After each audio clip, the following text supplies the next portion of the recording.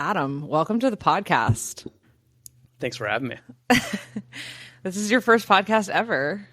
It is my first podcast ever. Oh my gosh. And we're in the guest room where, well, first of all, I've worked very hard to decorate. But secondly, this is where I first started seeing people for Rehab with Roni before it was even conceptualized as a business. People were just like texting me being like, can you dry needle my shoulder? And I was like, yeah. And then they would come up into this room and now it's a podcast studio. So thanks for joining us. How's it feel? Kind of weird, to be honest. I know. Yeah. Also, first live guest. Me interviewing my husband is so weird. Yeah, I'm glad we're getting to troubleshoot with me. So I know. Yeah. I feel like for a first live guest, you coming on is a good idea because I say this often on the podcast, whether you listen to it or not, Adam. I know you don't listen to all my episodes. That's not true. But I do. I feel like I give you a lot of credit. I'm like, I don't think that Rehab with Roni would exist if it weren't for you. I genuinely mean that. Like, I think if I married somebody else and lived somewhere else, I wouldn't even have ever started my own business. And I mean that from the bottom of my heart. So I think I think having you on is a good first guest because you were there. You were at ground zero. You were founding father. As I'm reading Benj Franklin. Exactly. All right. So people wrote in some questions for you, and I'll probably have some questions for you too. But I think this could be a cool learning opportunity for anybody that's interested in the founding of Rehab with Roni, or they want to start their own business and they want to know what it looks like to have a business partner, because I definitely didn't do this on my own. You were there from the get-go. So are you ready to answer some questions? Well, let's roll. Okay. We'll just get right to it. Let's see. First one. What do you do for a living? Well, I guess I'll give you a little backstory. So I graduated with industrial engineering, and from there, I was in supply chain engineering for some larger companies, and then got into some process improvement stuff. And now I'm kind of doing a consulting-esque role. So it's like warehouse consulting. So anything inside of a warehouse, it's very sexy. So I know. I like telling people you're an engineer. I'm like, he's a nerd. Okay, where did you go to school? The University of Tennessee, Knoxville. Go Vols, baby. Oh, yeah. Go Vols. Yeah, I actually wasn't a Vols fan until I met Adam. I was a Notre Dame fan. And then he took me to a game one time, and it changed my life. I was like, why did I not go to school here? It's, as Adam would put it, it's electric. So. I mean, you had that Panther pride, though. So. Yeah, I mean, go Panthers. Nobody knows what the Panthers are. It's Georgia. Georgia State. No one knows. Anyways, okay, so you're an engineer by trade. Now you do consulting. Yeah. So that's your day job. But then, and this was a pretty common question, so I'll just lump it into one. What do you do for Rehab with Roni? What's your role there? Well, at first I would say it was more kind of helping you just do the behind the scenes work. So getting you spreadsheets for like your expense files and, small things like that. But then now it's more like, how do we scale this thing, and trying to spearhead some of those tasks. So like the marketing stuff, Google ads, and we're working with a team, shout out Patch. And they've been super helpful. So trying to get the company off the ground, so to speak, has been a lot for one person to handle. So I feel like I've been taking a lot of that support kind of role that if you're in the clinic treating patients, you can't really do all of that. Yeah, I think two other things that come to mind.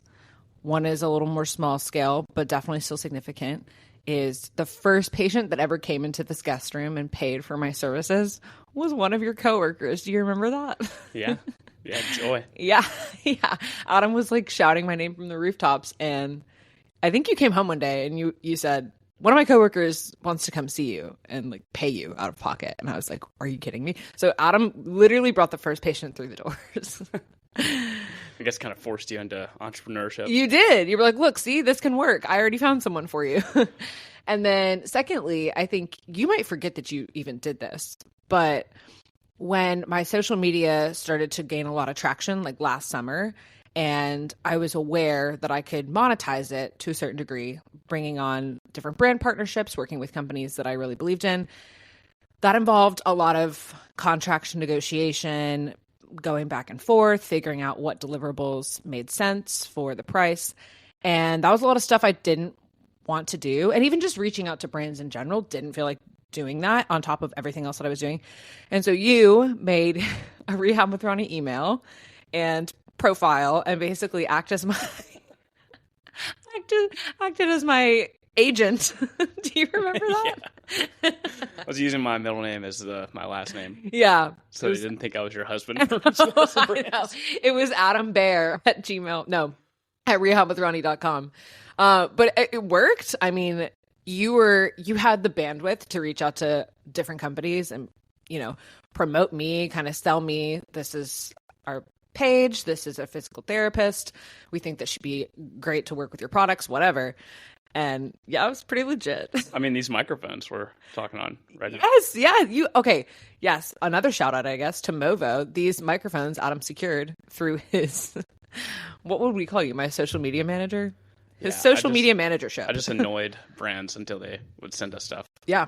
Yeah. And so I feel like maybe you forgot that, because now I have, I'm doing a trial period with a company that does that for me so that I don't have to put that load onto Adam or put that load onto me, but kind of funny. And it worked for a while. I mean, I don't know. I think it was pretty cool of us. Next question. What's it like having a spouse own a PT clinic? Wouldn't see it any other way. What do you mean? Well, when you were at Benchmark, I got to see behind the scenes of all the frustration and not frustration, that's maybe not the right word, but maybe just how your mind was always racing because you had so many patients that you were seeing, and I don't think you got the time to spend with your patients like you wanted to, like that you're getting to now, like the one-on-one stuff. And so you had a lot of stuff on your mind, like when you were trying to go to bed, like you didn't sleep very well. And once you started seeing patients, and then especially once you did the launch, like you turned around completely. And yeah. Okay. So you couldn't see it any other way. I'm curious. Well, this isn't a question that was popped in on Instagram, but now I'm just curious. Do you think that I've changed over the past year and a half? Because I've been living inside my body and in my brain, so I don't know if there's been a gradual change or not. But do I seem different to you? I've never asked you this question. Yeah, it really threw me on the spot here. I know. Sorry. Do you seem different to me? I feel like your confidence is a little bit higher. Maybe because, and this is totally me inferring, but maybe it's because you're getting to actually see a patient and see them through to completion. And you're getting to see the patient population that you want to see too. People that want to get better. True. So when you say you can't imagine it any other way, basically you mean like you can't picture me still working for somebody else. Yeah. Well, especially being on the other side. Yeah. It's way easier to say this now. Yeah. I feel like you have always been the person that has, I don't want to say uprisen against authority, but you don't like people telling you what to do. You really don't. And you don't like really even working for other people. And I think us getting married and me spending more time with you, that like rubbed off on me a little bit, or you at least instilled that drive to not want to have to report to anybody else but myself. And for that reason, I also can't see it any other way. But in the past, like when I first met you, there's no way that I thought I was going to start my own business. You were like, one day I don't want to work for someone. And I was like, I'm just going to get a good job and just earn my salary and we'll start a family and we'll have a good time. But yeah, I mean, you were the catalyst. You started this a year and a half, maybe 2 years ago now. Oh my gosh, it was August of 2023 that you started to plant those seeds inside of my brain. So kind of cool of you to do that. I also feel like you might be giving me a little too much credit here. I think you also wanted something different too. So I don't think it was just me. I agree, but I think I would have probably never taken the chance to explore those opportunities if it weren't for you. And I feel like actually while we're on the subject, we can talk about that a little bit, because a lot of people write in and they ask how I got started in the beginning. And I'll do mentorship calls sometimes, and everyone's financial situation, living situation is different. But the underlying theme of I want to get out of the corporate PT world and the insurance-based world remains the same. So I think we could probably touch a little bit on how it is helpful and how we were able to do it as a couple. Because, I mean, I did kind of rely on you for income for a while, right? So let's chat about that. What did we do in the beginning? Because I don't think I've ever really gotten into those details. Yeah, and it's probably smart to get into it now versus later on, because, you know, what Hormozy says, like when you have a long time in between when you did something, you just kind of forget a lot of the details. Exactly. Even 2 years removed, you still kind of forget. Yeah, literally why I started this podcast, because I was like, I want to document the journey. And I'm sure 5 years from now, I'm going to look back and listen to episodes and be like, oh my gosh, I forgot that I did that. I forgot I said that. Forgot that was part of the process. So yeah, how did you financially support me in the beginning? How are you my sugar daddy? Well, it did help that, you know, I was working for a bigger company doing industrial engineering work, but, you know, it is, there's stress involved, obviously. Like, you don't get to just buy the extra stuff that when you're dinking, you get to purchase. So you really have to cut back, maybe on the rice and beans diet a couple weeks. You know, we did okay, but I mean, I think we were like, okay, you're making enough money that we can pay our bills, we can purchase groceries, pay the mortgage on our house. We're not going to be saving that much right now, because I think I was able to contribute to like, oh, okay, some savings. Why don't we invest in some stocks? Why don't we pay off my student loans? You've definitely, I mean, you carried that burden for a while, and we kind of just had to sit down like, okay, this is going to be our means of living can't change drastically. Like we can't start buying lots of expensive clothes and go on expensive vacations. We're going to have to kind of hunker down and make sure that financially this makes sense. And I did get a PRN job. Remember? So I was working in a skilled nursing facility, not that often, but enough to where some money would come in every couple of weeks, and we'd be like, oh, sweet. Okay. We can like put that back into the savings. Yeah. And one of my friends, Chris, he just started his own consulting business. But one of the questions he asked me was, how long is your runway, so to speak? Like, you need to have some kind of nest egg to be able to take those blows when maybe your car goes out, or, you know, tree falls on your house. That hits so close to home, because we're trying to get a tree cut down right now, Literally, because it's leaning over the nursery. Great example. Great point. How long is your runway? Can you be a little more specific? Because I remember you kind of talking about that in the beginning. You would say we need X amount of salary months. What would you say? You had a specific number that I just trusted you with. Okay. I don't think you can get away with this without budgeting. Okay. So and if you're doing this with a spouse, I mean, obviously perfect scenario, but even if you're doing it by yourself, like, you need to budget and look at, honestly, just doing like a P&L sheet for yourself. So like profit and loss statement. So you just make sure, like, all right, what do I need to have revenue wise, which that's usually static if you're making salary. And then what can my expenses be to still be in the black and be able to, you know, get the peanut butter you want instead of. Okay, so the peanut butter thing is very specific to Adam because he likes to buy bougie groceries. Okay, I just want peanuts in my peanut butter. Is that too much to ask for? Anyways, I think you also had, at least from what I remember a couple years ago, a set number of months that you wanted to have saved up of your salary or something like that. Yeah, I think the rule of thumb is about 6 months. Okay. That could be kind of a lot for some people, though. Yeah. Yeah, it can be a lot because, you have a car payment or you have a house payment. Mm-hmm. Then you have student loans. All that stuff Gotcha. is piled on top. Unless you're living like a monk and you spend $10 a week, 6 months can be a lot. So, but, that's why you get the job out of school. You got to save that nest egg and then create your runway, air quotes. But eventually you got to take a risk if you want to get out of that just system. Right.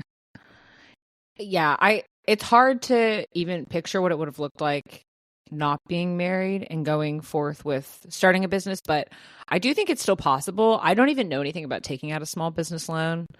I don't know if you can speak on that at all, but I have talked to people during mentoring sessions who are planning on that since they're not married, they don't have a dual income household.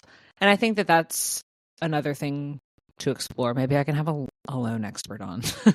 Okay. Well, with any loan, you're going to be paying interest. Right. That's why I think, this is totally an opinion. Oh, what are you going to say? I think that the service industry, if you're creating a service, you don't need a business loan to do a service. Like, even if you start a cleaning service for houses, like you have to buy bleach and a mop and a broom. Like, you don't need a loan for that. You just need to save up a couple $100, and then you also need to create your LLC. But you don't need a large sum of money to do that.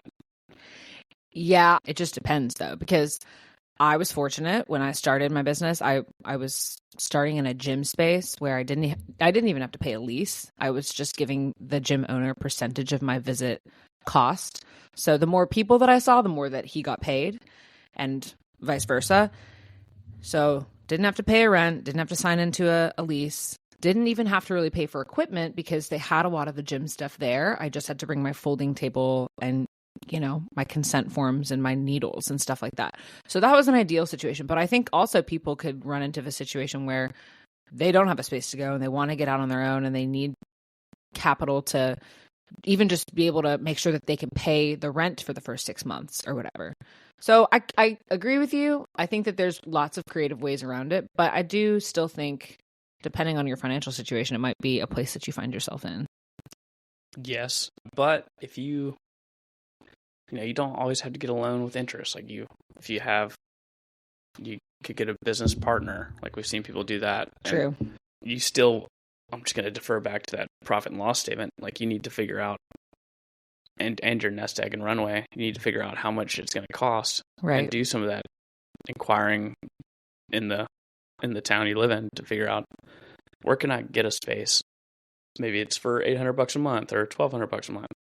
And then how many patients do I need to see to break even and just hit net zero? Mm-hmm. Once you do that, then I feel like then your brain starts to get more creative and you can figure out, all right, I need to find 10 patients a week. And then now you might get into a little business ethics dilemma here, because if you're working at a place and you need to build clients, like you can't necessarily market to the people you're already seeing. So we know how that goes. Yeah. Then you get asked to leave. At me. Okay. No, I think that's a pretty good answer.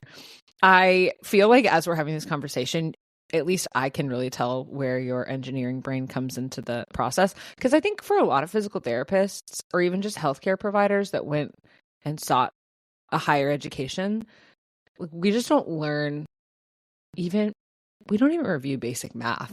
So you said P&L and I was like, oh, profits and loss. Got to remember that's what that is. And I know what that is now, but I think a lot of people don't. They don't even know the basic how to budget or what they should plan for in terms of revenue, or even how to, basically what you're saying, make a goal, like a 6-month out goal, and then back into it. So if I want to be making X amount of money or seeing X amount of patients, how can I get there? So I think, yeah, I just appreciate your analytical brain, because once again, I just don't know if I'd be here right now if it weren't for the way that you think. And Adam's a freak in the sheets also on Excel. Like, you keep saying Excel spreadsheet. I'm like, he loves it. Seen that coffee cup? That's what I want. Freak in the sheets. Yeah. I know. And it's got I like know. an Excel spreadsheet background. I've been meaning to get it for you. Dang it. We just missed your birthday. Oh, Christmas. Yeah, Christmas is coming up. But really, we have monthly meetings and he goes nuts in that Excel spreadsheet. Maybe overkill. But... Yeah, you're on there for an hour and I'm like, okay, I think we're done. Yeah, sometimes you get lost. Yeah. But it's good. It's good to have you. So, next question. What's the coolest story you have on how you helped Rehab with Roni grow? I still think the email story is hilarious that I was emailing people with my middle name as my last name. Yes, I would agree. Yeah. It would be like 10 to 20 companies a day. I would just send out these emails. They had no idea who I was. Wasn't there a mattress company that was like, we can send you a mattress, but we need you to make like 10 videos about the mattress? And I was like, I'm not doing that. We don't even need a mattress. Yeah. But even in my, which, this could be a pro tip for anyone else's husbands that are trying to help their spouse. I put in my signature business development manager. Yep. So, just trying to give yourself any kind of clout you can without actually having any. But it wasn't a lie. Maybe we were embellishing the truth a little bit, but we have a business. You were helping develop it and you were managing that. Yeah. Can I put that on LinkedIn? Yeah. We are registered with the state of Tennessee as a professional LLC. So, yes, I think so. But this, I think, too, because you had a dilemma of dealing with imposter syndrome. Like, this is where, like, a lot of that stuff, the lines start to get gray, because then it's just, oh, a company didn't hire me, and I didn't get this title handed to me. Like, when you're making it up because you're starting your own thing, it's, that's where the lines are blurred. It does. You do run into a little bit of the... Did you have imposter syndrome? As I'm typing out those emails, a little bit. That's fair. I know. Funny that you bring up the titles, because I was thinking about this yesterday, knowing that you're coming on the podcast.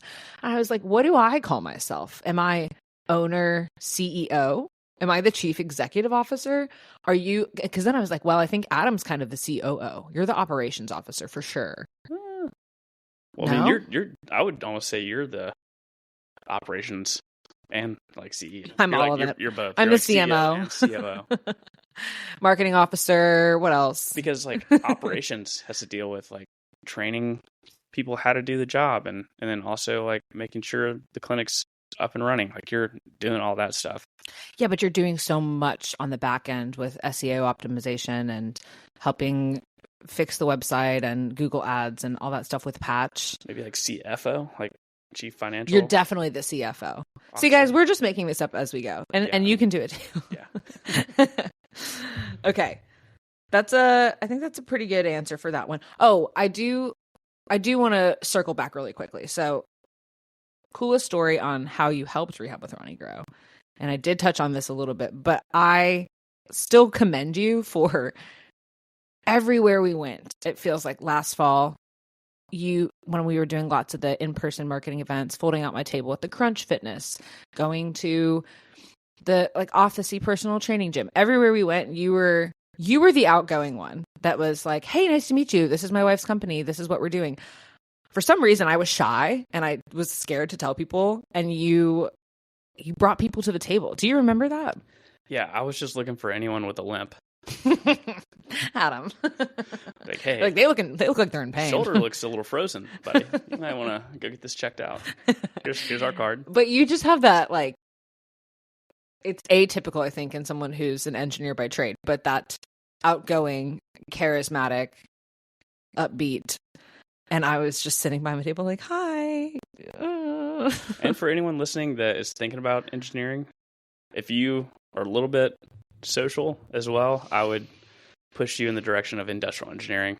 They called us imaginary engineers because it was like IE, and because like mechanical engineers had to do like fluid dynamics and things like that. Sure. And, we had to do thermodynamics. So, you have to be okay with getting in the weeds on math problems, and word problems. I'm already so bored listening to Okay, you. yeah, I'm done. Yeah.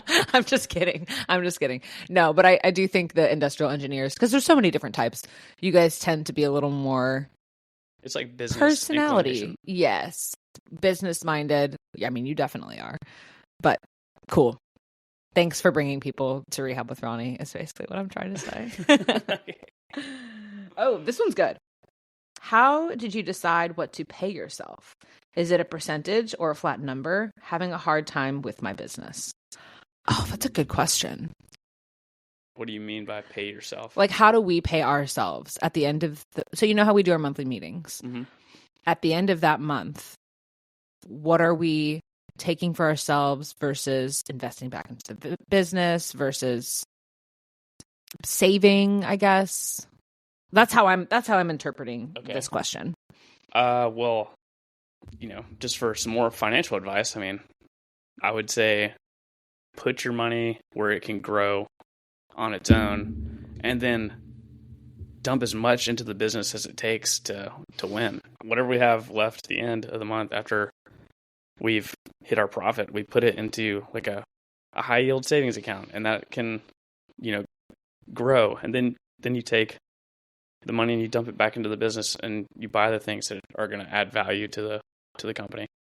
Yeah. I would say, in short, we run reports at the end of every month, or I guess the beginning of the next. We look at the past month and we're like, okay, how much money did we generate through the clinic? How much money did we generate through social media, through Adam's job, through the stock market, whatever it is? And then line that up with how much we spent on the business, which is an ever-growing expense with now having a new employee and looking to outsource some of the things that are too much for our plate. And then whatever is left over, to Adam's point, yeah, I think we're not big spenders. So we're not like, okay, nice, we have like however many dollars left. Let's go ahead and get that. I don't know. What would we buy? I don't even know what we would buy. Oh, frame TV. I really want a frame TV.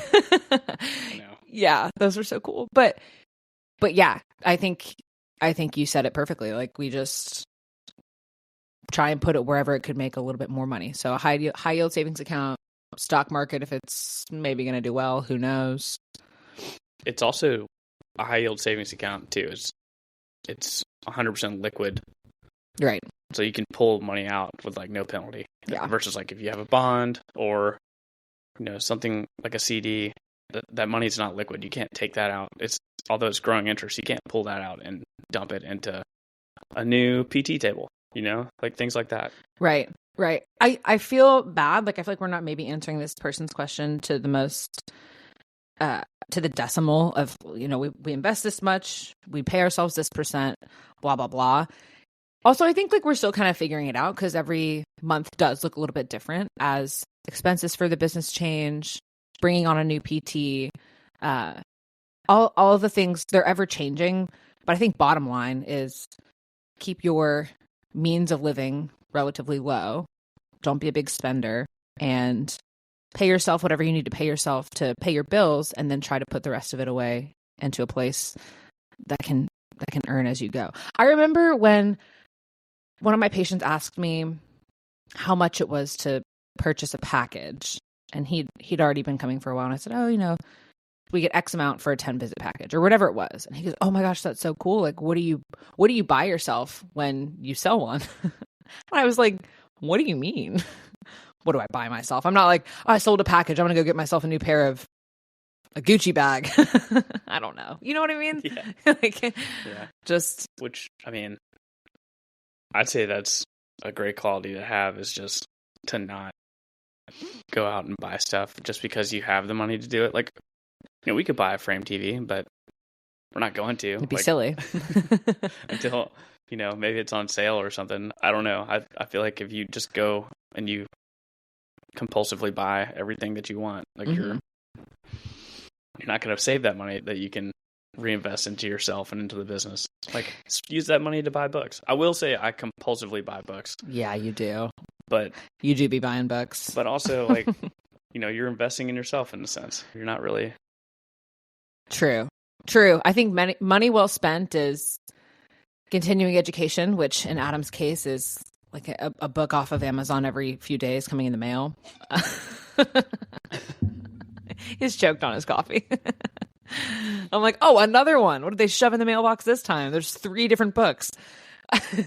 So that's good. That's money well spent.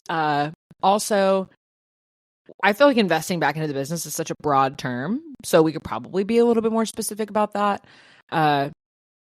Equipment, making sure that we have state-of-the-art equipment.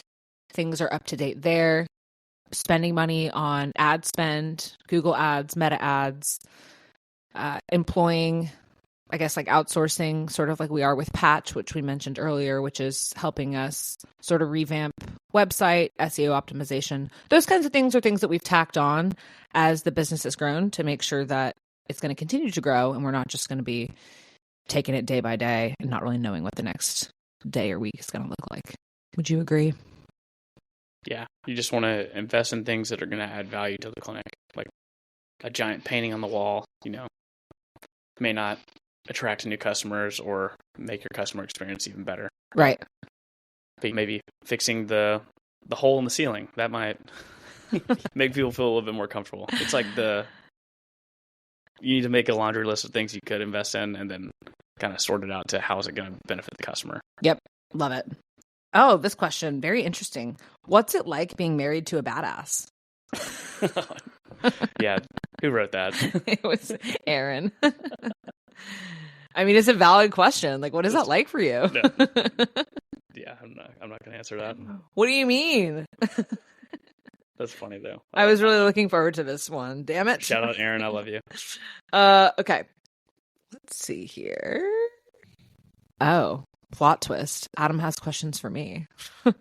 This is my podcast. You don't get to interview me. Okay.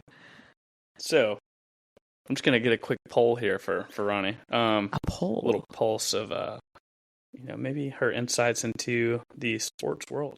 What? So, Roni, which sports have the highest injury rate? I'm looking at the top 5 right now. Do I get a prize if I get these right? Yeah, you get a Frame TV if you guess the top 5 all in order. What? Okay. Does this mean, did you look this up like PT specific or just like highest injury rate in general? Okay, so I'll get more specific here. It's injury rate per 1,000 athlete exposures. Okay, pickleball. Is that on there? No. What? So, yeah, so this is the thing. Like, per 1,000 athlete exposures makes it more refined because now, like, pickleball, everyone's playing pickleball. Sure. It's a huge population. So when you say, like, 60,000 people got hurt playing pickleball, but there's 20 million people playing. Do you guys hear the engineer coming out? Gross. Okay. Wait, but I'm going to have to counter with this. In 2023, pickleball injuries were the leading cause of emergency room visits. So I beg to differ. Cite your sources? It's ChatGPT. Okay. So. All right.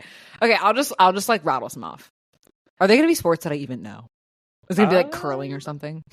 No, you know all these. Okay. There is one that really threw me off. Soccer. That's number 5. Okay. Football. Specifically, college football was number 2. Okay. At 35.9 injuries per 1,000 athlete exposures. Okay. Volleyball? Nope. Damn. Go on. List the rest. Okay, I'll just list them. So number 1 is mixed martial arts. Surprise. Wait, duh. Why did I not think of that? Yeah. Imagine that. A knee in the face may cause an injury. Everybody that does anything like that is like, I had to stop. I got injured. You. 229 injuries per 1,000 exposures. That's horrible odds. And then it was college football. Then it's college wrestling. Then ultimate frisbee. Oh. That's the one that threw me through a little a loop. frisbee to the dome. Yeah. Get you concussed. Yeah. Okay. And then soccer. Yeah. Soccer, I would be shocked if it wasn't on there. College soccer. Okay. These college athletes need to get it together. Yeah. They need come to Rehab with Roni. They need PTs. That's right. Okay. Do you have anything more for me? You're so weird. I had one other thing. Okay. So, things people don't know about Roni. Oh. Number 1, she plays guitar. Okay. Super cool fun fact. Yeah, but you play way better. So I kind of like just shy away from it now. And then number 2, Roni had never been to a Chili's until she was in her mid-20s. Amongst many other restaurants. I've never been to Denny's. I've never been to, there's Applebee's. I don't think I've ever been to. Every fast food place. Yeah. Yeah, a little backstory on that. I'm one of 5 kids. My parents loved her. They cared about my health. So yeah, Adam met me and he was like, oh, wait, I've never been to an Olive Garden. I still have never been. So now it's a running joke. I'm like, you just won't take me to Olive Garden. You don't take me on nice dates. Because, yeah, my mom and dad were like, well, first of all, there's 5 of you. So if we take you out to dinner, it's going to be $1,000. Secondly, we eat organic Whole Foods. So, yeah, I never been to those places. When are you going to take me? Just a privileged child. Yeah. Just a weirdo homeschooled. No, your parents are great. Yeah, honestly, your dad can cook a mean meal. Yeah, he sure can. That helps. Yeah. He could just batch it up in the kitchen and he was like, this is saving me so much money. Especially when you have 3 brothers that eat like 4 entrees per meal. So, yeah. Thanks for those questions, Adam. Yeah, I just wanted to, throw those out there. Yeah, inform the masses of all my talents. Okay. I have one more question for you. I've started doing this on every episode. If you could go back to your college self, so we'll just say like 18 to 22 years old, and give yourself a piece of advice, what would it be? So college self,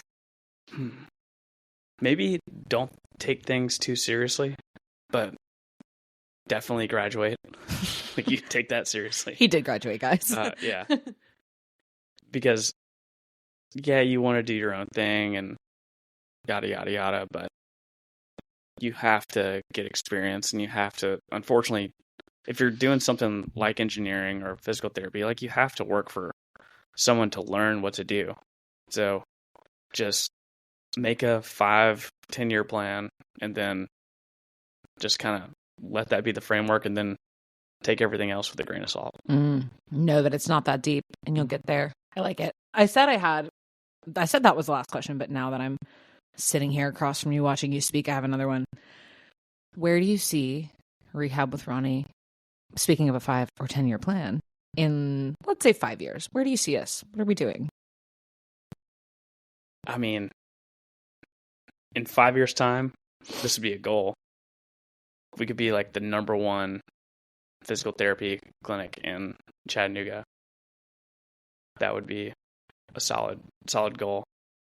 I don't know if we'll expand to other cities or anything, but definitely that would be a huge feat to conquer, would be to be the number 1. Like, we surpassed the insurance model, and like, people are coming to see, one-on-one treatment care at Rehab with Roni, but there's probably some economical things that need to change too for that to happen. So I think we could say we're already number 1 in terms of, if you're going to compare us to the insurance-based model, because that's just such a different breed. But I agree with you. I think to be, in 5 years, to be the top rated, most highly sought after in Chattanooga, that would be really cool. I would be happy with that. I don't even know how you would measure that. Like, how do you know you're number 1? Google reviews? Most patients seen, Oof. It's not about volume, Adam. It's about quality. No, I know, but most patients seen, but it's still one-on-one. Yes. While maintaining. I joke. I like that. I think that's a cool goal to have. Well, we're off to a good start. We have a great PT on staff, and baby coming soon. As I've been sitting here, I've been having small contractions, so maybe we'll head to the hospital after this. Awesome. You ready to be a dad? Bags are packed. Bags are packed. Yeah. How do you feel about being a mom and then also doing this? Like, it's about to happen. I'm excited. I think it'll be fun one day to talk to her, because it's a girl, about how before she was even conceived, she was the idea behind the business. Because when I was working full-time at Benchmark and you were working full-time at your job in Cleveland, we had very minimal time together. Our schedules were laid out for us, and I remember we just had the conversation a lot. We were like, we will not be able to have a family like this and spend quality time with them. And that's what life is all about. And so with that knowledge and us knowing one day we wanted to have kids, we started to put things into motion to get me out of the corporate PT space and start my own thing. And fast forward 2 years, now I'm pregnant and I'm due like any moment now. And it's because of her, you know, she's kind of the main reason, and because of us. So I think it's exciting. I'm excited to tell her about it one day, and hopefully she'll be motivated to do something of her own too. Yeah. That's exciting. Yeah, no, it is really exciting. I'm pumped. Are there any more questions? I don't think so. I think this was it. Thank you so much for being my in-person live guest. Well, thanks for having me. Yeah. Until next time. Hello, everybody. Let's talk about the Jane app for a second. If you haven't heard by now, Jane is my clinical management software that I use to manage everything in my day-to-day life that happens inside the clinic, whether it's patient documentation, scheduling patients online, running reports, creating my online booking link, and even sending automatic texts to patients to remind them of their visits. Jane is literally my go-to. I look back on the days that I was practicing without the Jane app with much regret for not just implementing this system into my systems from the very beginning. You can get a 1-month grace period with my code PTRONI1MO. That's capital PTRONI, number 1, capital M, capital O.